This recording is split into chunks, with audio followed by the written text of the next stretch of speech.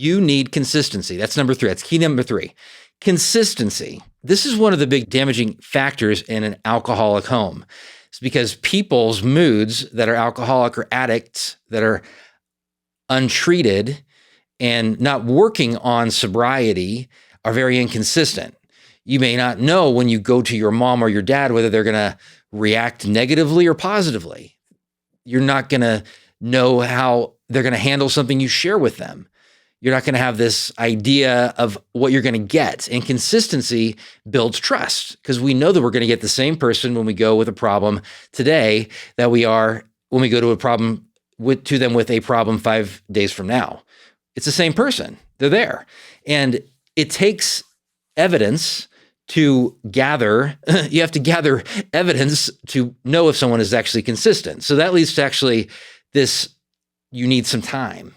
And I know, for example, like with my daughter, I've been trying to work on not being late because sometimes I'm 5 minutes late to things.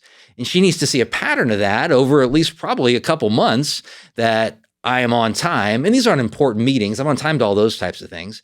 I'm on time to a lot of different events, but there are certain situations when I'm picking her up at a friend's house, which she drives now, so I don't have to actually do that. But I have to show her that I'm the same person today and I'm going to behave the same way as I am in the future. Not perfectionistically, and maybe I'm a little too hard on myself with this, but if you see something that's inconsistent in somebody, don't jump to conclusions as well. Ask them, because maybe, for example, you have a colleague and you're wondering if they're behaving unethically, but really once you got context, you'd realize that they aren't behaving unethically. So you ask them and say, hey, I have this thing that I've noticed. I could be wrong about that. And that could rebuild your trust in them because you realize that in this context, this makes a whole lot of sense as to why you actually did that. So you ask.